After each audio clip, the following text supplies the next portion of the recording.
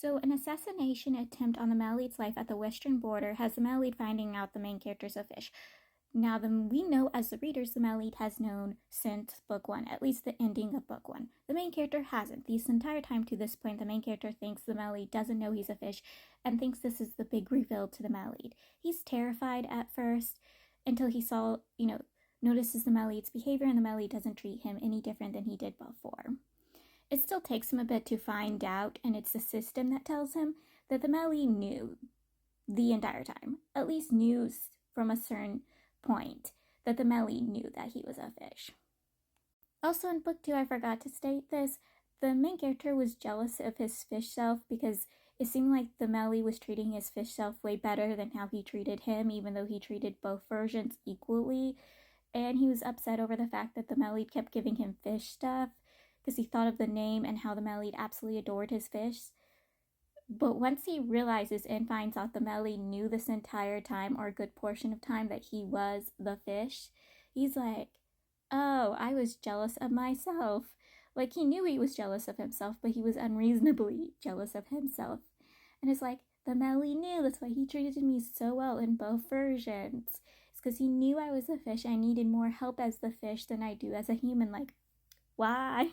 The main character gives the Mallead 2 important pieces of information and advice that helps the Mallead fight against bandits. Now, these bandits have been problems and issues for this village or the western border for years. Like, they have been causing strife, issues, problems for years.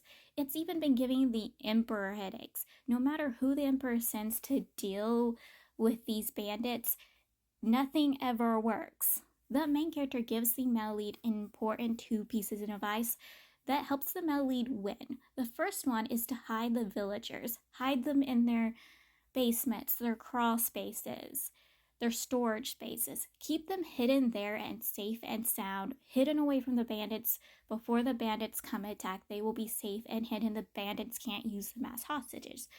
The other piece of advice that the main character gives to the Mallead is those tunnels, the war tunnels they build during war to, stay in and be able to attack their attackers from under. Yeah, from below. Yes, he tells him to build those tunnels. And the Mallead's like, actually, this is a great advice. I will use it. And he uses it and he wins. He literally wins against a group of bandits who's been causing strife and issues for years. None of you were going to tell me about this. When I got to this part, I was super excited. I was squealing like a little girl. I was kicking my feet. I was giggling. Like, this literally brought me so much joy. And none of you were going to tell me. Like, I knew about the fish preg. I knew about the impreg. I knew about the main character being a mermaid and fish spirit. The main character having a top half being a fish and the bottom half being human.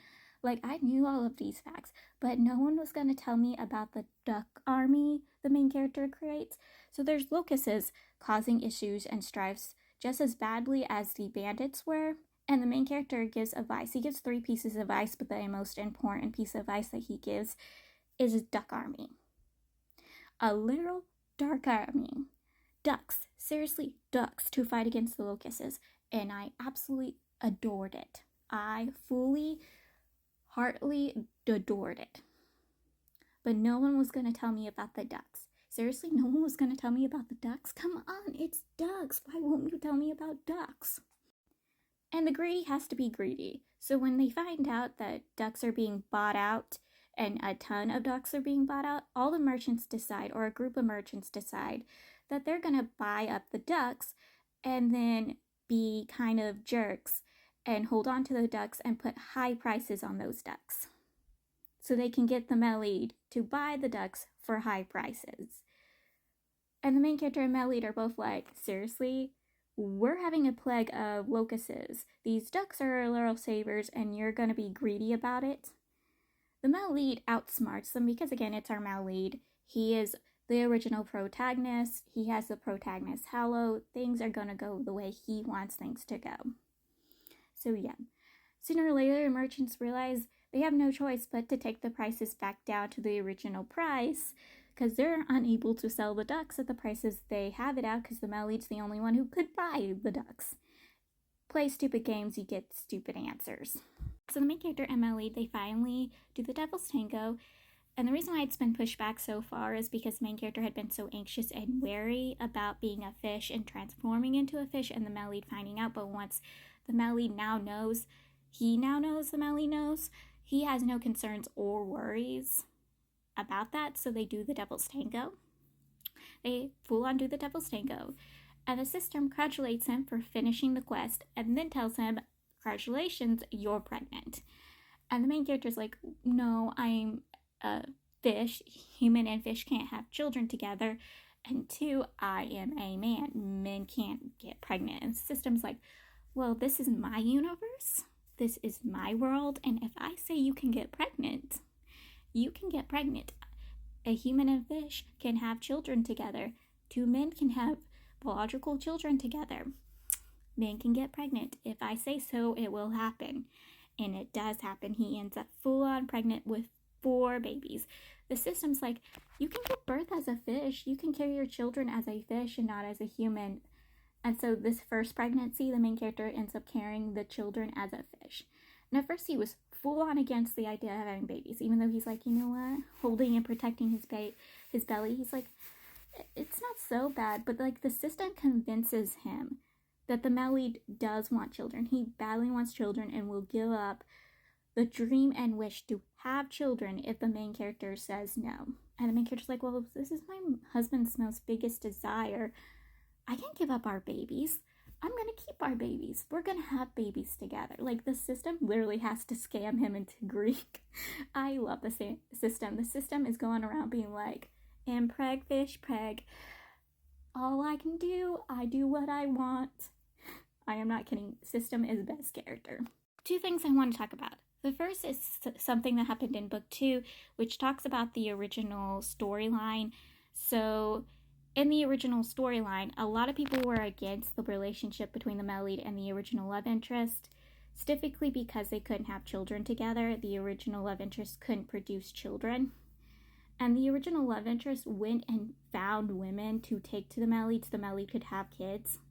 And this made the male lead realize the person he was in love with and supposedly told him they loved him back didn't love him, because if they loved him, they wouldn't be bringing other people into their lives.